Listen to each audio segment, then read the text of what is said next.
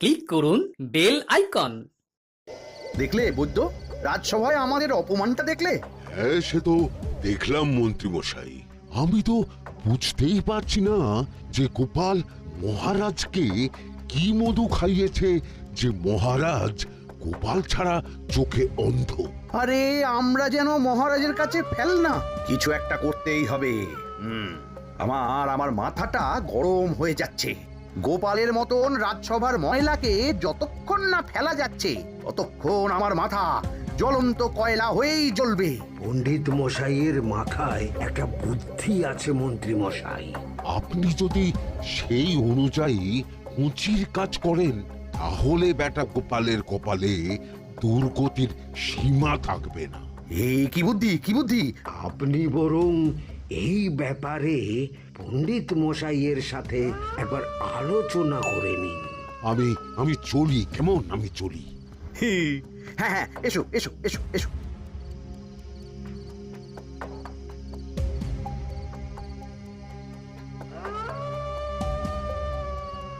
আরে ওই তো আমার বাঁ হাত ঘটা আসছে, বেটাকে দিয়ে একটা কাজ করাতে হবে। এ কি মন্ত্রী মশাই, আপনি এখানে দাঁড়িয়ে কি করছেন? এই একটা গুরুত্বপূর্ণ ব্যাপারে কথা বলছিলাম। একটা একটা কাজ করতে পারবি? কি কাজ করতে হবে বলুন মন্ত্রী মশাই। আমাকে একটু ঠান্ডা জল, পাতিলেবু আর পুদিনার পাতা দিয়ে শরবত বানিয়ে খাওয়াতে পারবি? সেসব আমার ঘরে ব্যবস্থা করাই আছে। চলুন চলুন আমার সাথে চলুন। হ্যাঁ হ্যাঁ, চল চল চল চল চল।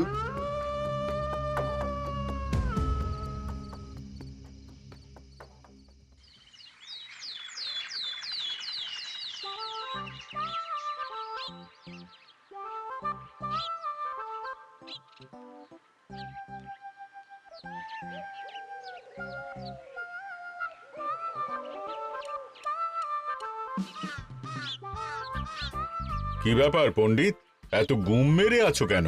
সকাল সকাল গিন্নি খুব বকেছেন মনে হচ্ছে। গিন্নির বাক্য সুধায় কান ভরে গেছে, আর কিছুই কানে ঢুকছে না। আরে দাঁড়াও দাঁড়াও পণ্ডিত, দাঁড়াও জ্যোতিষী। পণ্ডিত তো আমার কথা শুনতেই পেল না মনে হচ্ছে। তুমি তো দূর থেকে বলেছো, আমি তো বলেছি পাশ থেকে, তাতেও শুনতে পাইনি। কানের পোকা হলো নাকি? কি গো পণ্ডিত, ব্যাপার কি? কেমন বুঝছো? এ তো ভয়ানক কর্ণকোষ্ঠবদ্ধতার লক্ষণ। তুমি কচু বুঝেছো? আমার হয়েছে কর্ণগোপাল, তোমাদেরও হতো, কিন্তু তোমাদের দোকান কাটা বলে হয়নি। তুমি আমাদের অপমান করছো। তোমাদের অপমান বোধ থাকলে কোনো শব্দই কানে ঢুকতো না, শুধু একটাই শব্দ কানে বাজতো, গোপাল গোপাল গোপাল। এবারে রাজসভায় কিভাবে হেনস্থা হতে হলো মনে নেই?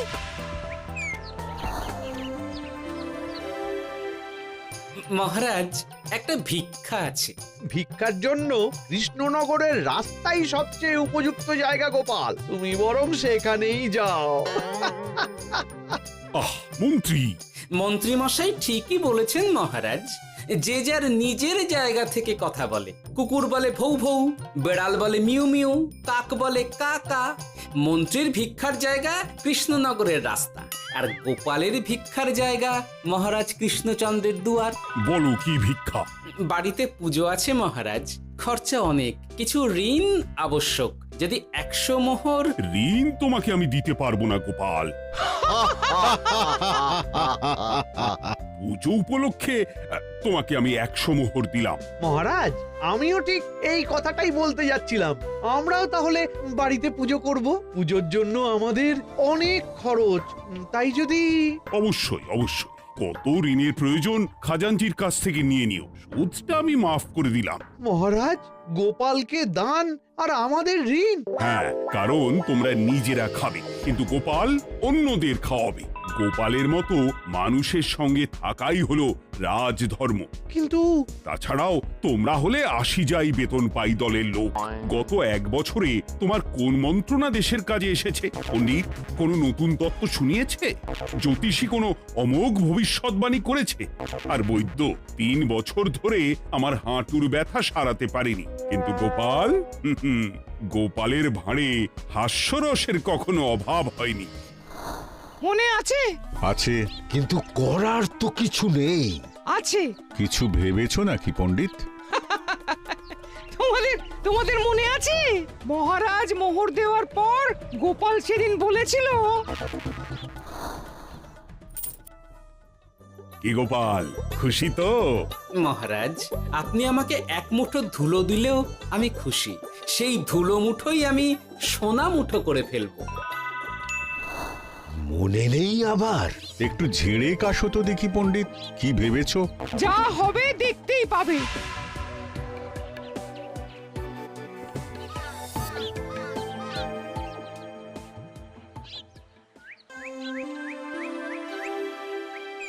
মহারাজের জয় হোক। মহারাজের জয় হোক। ওরে বাবা, এই যে সকাল সকাল চান করে ঠান্ডা লেগে গেল মনে হচ্ছে। মহারাজ, ওই কবি গান উপলক্ষে গত মাসটা আমি কৃষ্ণনগরের কোণে কোণে ঘুরে বেরিয়েছি। প্রজাদের মধ্যে একটা অসন্তোষ আমি লক্ষ্য করেছি মহারাজ। অসন্তোষ? আমি তো জানতাম আমার শাসনে প্রজারা সুখে আছে। সুখে তারা ভাসছে মহারাজ, কিন্তু একটাই অসুখ, তারা মহারাজের দর্শন পায় না। তারা মহারাজের পদধূলির জন্য আকুল হয়ে আছে, মহারাজের দর্শন পাওয়ার জন্য চাতকের মতো অপেক্ষা করছে। চিত্রকরকে দিয়ে চিত্র অঙ্কন করিয়ে বিলি করে দিলেই হলো।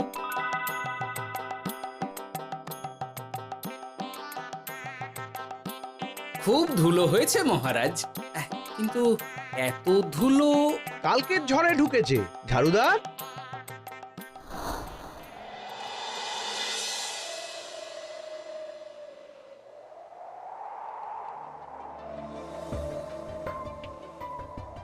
এই সুযোগ, রাজসভা ফাঁকা, এমন ঝড় যে পেয়াদারাও বাইরে নেই। কাজটা সেরে ফেল, বুঝলি?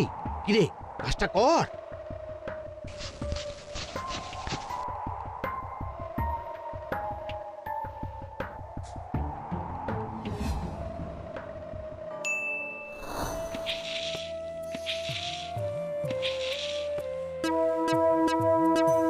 এত ধুলো! উফ, মহারাজ, কাল ঝড়টা বড় সাংঘাতিক হয়েছিল। তা বটে। আচ্ছা গোপাল, তুমি বলেছিলে মহারাজ তোমাকে এক মুঠো ধুলো দিলেও সেটা সোনা হয়ে যাবে। এখনো সেই কথাই বলছি। মন থেকে বলেছিলে না মহারাজকে তেল দেবার জন্য? তেল দেওয়ার দায়িত্বটা তো আপনি নিজের কাঁধেই নিয়ে ফেলেছেন। আমি যা বলি সত্যি বলি। আজ যদি এই 4 ঝুড়ি ধুলো মহারাজ তোমাকে উপহার দেন, তখনও একই কথা বলবে? নিশ্চয়ই। মহারাজ, গোপালকে এই 4 ঝুড়ি ধুলো দেওয়ার হুকুম হোক। কি গোপাল, আমি তোমাকে যদি এই ধুলো ঝুড়িগুলো দিই, তা থেকে সোনা আসবে নাকি? আসবে মহারাজ, মোহরের বস্তা আসবে। যদি না আসে, আপনি বলুন। তোমাকে কৃষ্ণনগর ছেড়ে চলে যেতে হবে। রাজি? আর যদি আমি পারি, তাহলে আপনাকে এই মন্ত্রীর চাকরি ছেড়ে দিতে হবে। কি রাজি? কি মন্ত্রী, রাজি? রাজি। গোপাল? রাজি মহারাজ। আচ্ছা, আর কেউ মন্ত্রীর পক্ষে বাজি ধরেছেন নাকি? হ্যাঁ, আমি আমি আমি আমি। ও গোপাল এবার যে মরণ কুয়োতে ঝাঁপিয়েছে, সেখান থেকে আর উঠে আসতে পারবে না। কুলো থেকে মোহরের বস্তা আসবে, এ হচ্ছে গোপালের উন্মাদ রোগের শুরু। দেমাক দেমাক, মহারাজের পিঠ চাপড়ানি পেয়ে পেয়ে গোপাল ভেবেছে যে ও সব কিছু করতে পারে। এবার শুধু সেই দিনটার অপেক্ষা, যেদিন গোপালকে উল্টো গাধায় চড়িয়ে কৃষ্ণনগর থেকে বার করে দেব। এতটা নিশ্চিন্ত হবেন না মন্ত্রীমশাই। গোপাল কিন্তু হালকা কথা ছুঁড়ে দেওয়ার লোক নয়। কি বলতে চাইছো পণ্ডিত? ওই 4 ঝুড়ি ধুলো থেকে মোহরের বস্তা আসবে? না, তা বলছি না। অন্য জায়গা থেকেও তো মোহরের বস্তা আসতে পারে। তার সঙ্গে ধুলো মিলিয়ে দিলেই কেল্লা ফতে। গোপালের নিশ্চয়ই কোনো পরিকল্পনা আছে। গোপালের সব পরিকল্পনার গোড়া মেরে রেখে দিয়েছি পণ্ডিত। বটা আছে গোপালের পেছনে, আর ঘটা আছে গোপালের বাড়ির পাহারা। লুকিয়ে কিচ্ছু করতে পারবে না। আরে ওই তো বটা আসছে। বেল্লিক, উল্লুক, তোকে আমি জল বিছুটি দেওয়াবো। গোপালকে ছেড়ে চলে এসেছিস কেন?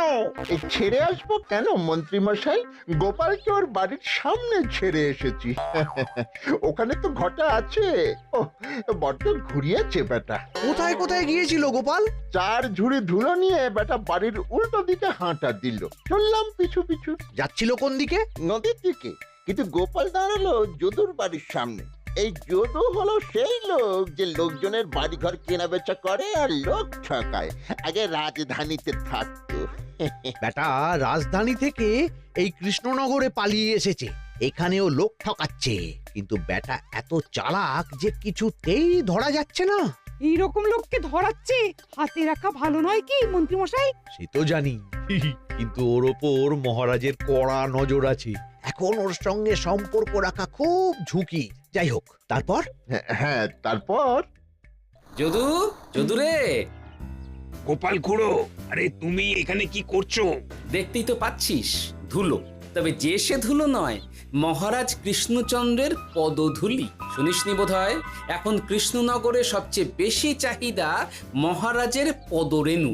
আচ্ছা, মহারাজের পদরেণু নিয়ে যাচ্ছ কোথায়? এই ছোট ছোট পুলিন্দায় ভরে কৃষ্ণনগরের প্রত্যন্ত জায়গায় যেখানে প্রজারা মহারাজের সাক্ষাৎ পায় না সেখানে বিক্রি করব। তোমার কি মাথা খারাপ? পায়ের ধুলো বিক্রি হবে? ওরে, গতবারে মাত্র 1 ঝুড়ি ধুলো 1000 মোহরে বিক্রি করেছিলাম, এবারে 4 ঝুড়ি। শোনো, তুমি আবার ঘুরে ঘুরে বিক্রি করবে কেন? তোমাকে আমি বরং 10 মোহর দিয়ে দিচ্ছি। তুমি আমাকে এগুলো দিয়ে দাও, আর বিক্রি করে যা হবে তোমাকে এই 40 ভাগ দিয়ে দেবো।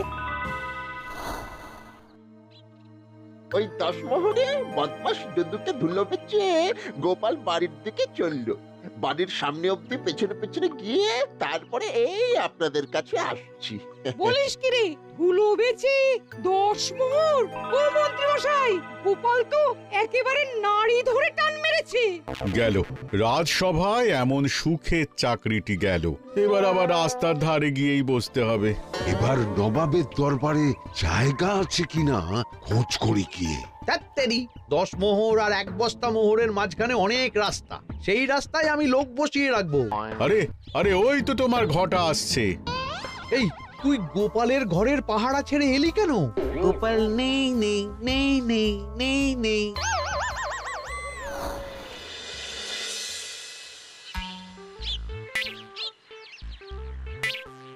আরে, ভয় পেলি নাকি? না না না না না, ভয় পাবো কেন?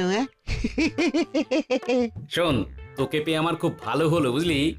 তোকে আমার একটা কাজ করতে হবে। বলো বলো। আসলে বুঝলি, আমার না গিন্নিকে নিয়ে তার বাপের বাড়ি যাওয়ার কথা ছিল, কিন্তু হঠাৎ বিশেষ কাজে আমাকে খামবাজে চলে যেতে হচ্ছে। এখন আমি গিয়ে গিন্নিকে বললে বুঝতেই পারছিস কুরুক্ষেত্র হয়ে যাবে একেবারে। তাই আমি কাউকে খুঁজছিলাম যে আমার বাইরে যাওয়ার খবরটা আমার গিন্নিকে গিয়ে দেবে। তুই পারবি বাবা ঘটা? ওরে বাবা! আরে আরে আরে, ভয় পাস না, তোকে গিয়ে মুখে কিছু বলতে হবে না। এই নে, এই চিঠিটা আমার বউকে দিবি।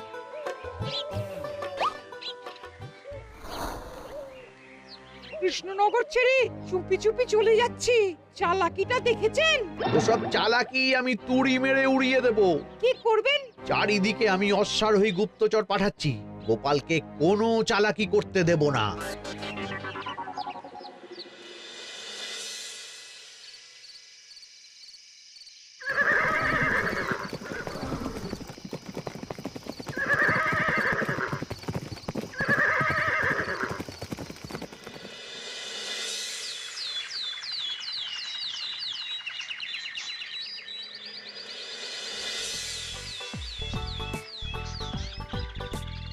অং বং পিং পং।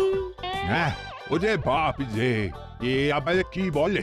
মানে বুঝিতে পারিলে না? অং বং পিং পং অর্থাৎ আইসো আমার নিকট বিদেশি জাদু শরবত আছে।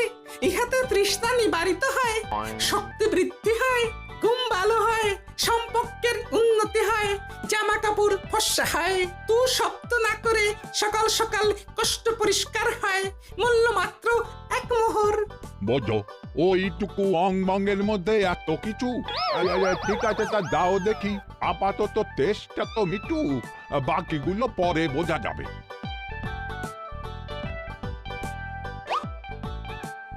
আহা বড় ভালো খেতে তো আহ, ঠং ঠং অর্থাৎ শক্তি বৃদ্ধি হলো। হ্যাঁ হ্যাঁ মনে হচ্ছে গায়ে যেন দুগুণ বল পাচ্ছি। কি হয়েছে ভাই? এ কে?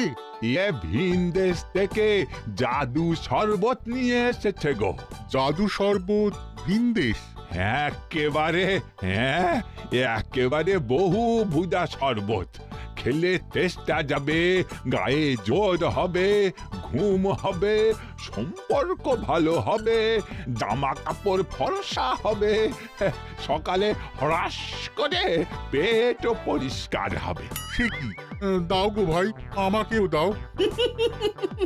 গুড় জল, সঙ্গে একটু ভাজা মশলা, আমচুর আর বিট নুন, শুদ্ধ দেশি জিনিস। জানলে কেউ ছুঁয়েও দেখতো না, কিন্তু একটু বিদেশি গন্ধ দিতেই একেবারে হট্ট মেলা। আরে তোমরাও এসেছো দেখছি। সং সং শঙ্কা, লং লং লঙ্কা। মানে? অর্থাৎ এই শরবত খেলে আর শঙ্কা নাই, বুদ্ধি লঙ্কার মতন ঝাল হয়ে যাবে। তারপর ডং ডং ডঙ্কা, টং টং টঙ্কা, ফাইন ফাইন, অর্থাৎ টাকা আসবে আমার কাছে।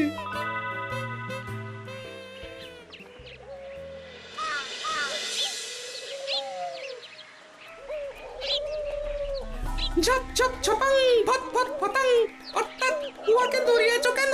বেটা জোচ্চোর অনেককে ঠকিয়েছে। অনেক দিন থেকে তককে তককে ছিলাম। এবার এই ধুলো নিয়ে মহারাজের পায়ের ধুলো বলে বিক্রি করছিল। একটা বেনামি চিঠিতে খবর পেয়ে বেটাকে ধরেছি। ব্যাং ব্যাং বিগ ব্যাং, অর্থাৎ বাহ বাহ বাহ বাহ। বেনামি চিঠিটা আমি দিয়েছিলাম বাবু। বাবা যদু, তুমি সেই রাজধানী থেকে কৃষ্ণনগর অবধি মানুষকে অনেক খোল খাইয়েছো। তুমি এতদিন ঘুঘু দেখে এসেছিলে বাবা, এবার গোপাল নামক ফাঁদটা দেখলে। কতবার বলবো এইসব ধুলো আমি গোপালের কাছ থেকে কিনেছি। যা বলার ওই বিচারের সময় মহারাজকে বলবি। চল চল চল চল চল।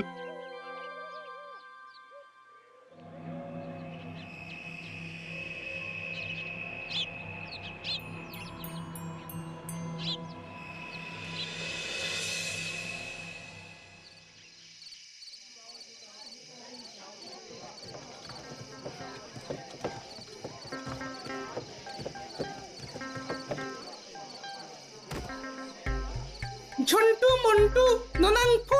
নাও ঠেলা। সাহেব বলে কি ফু দিয়ে দিতে হবে? কি বলছো সাহেব? বুঝতে পারছি না, কোথায় ফু দেব? ঝন্টু মন্টু ননাংফু, অর্থাৎ লবণ আছে? আছে আছে সাহেব আছে। কত লাগবে? ভণ্ড ভরি আন্ডাকারি, অর্থাৎ যা আছে সব।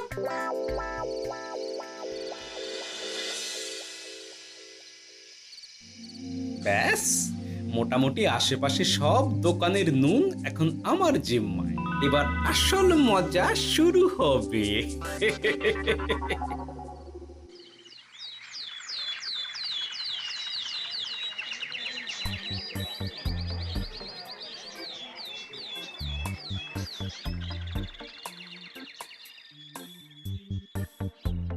নুন আছে?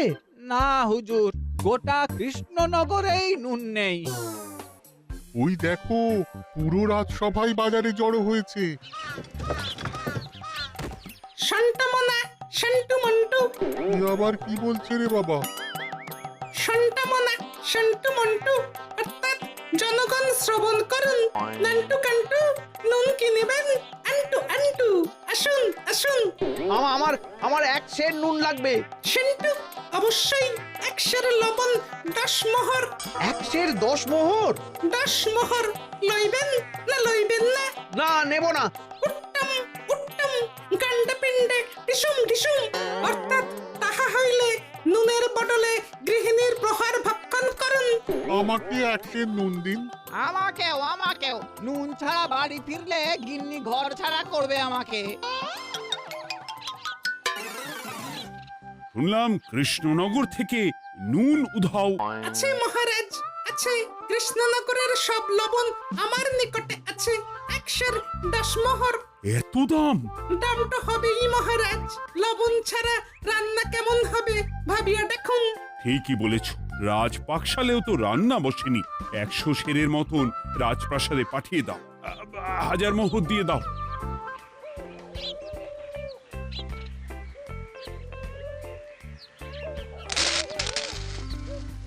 ব্যাস 1 বস্তা মোহর হয়ে গেছে। গোপাল? হ্যাঁ মহারাজ, গোপাল, যে 4 ঝুড়ি ধুলো থেকে 1 বস্তা মোহর রোজগার করেছে। ইয়া বাত! চলো রাজসভায়, পুরো গল্পটা শুনতে হবে। সকলেই এসো তাহলে রাজসভায়। কিন্তু মহারাজ, যারা বাজি হারলো তাদের তো চাকরি গেছে, তো তারা রাজসভায় যাবে কি করে? ঠিক ঠিক ঠিক বলেছ। আর যারা বাজি হারলো তারা বাদ, বাকিরা চলো। এই সেরেছে, গোপাল তো আবার বাজি মেরে দিল। ও মহারাজ, আমাদের দেখুন। ও মহারাজ, আমাদের দেখুন। ও মহারাজ। হ্যাঁ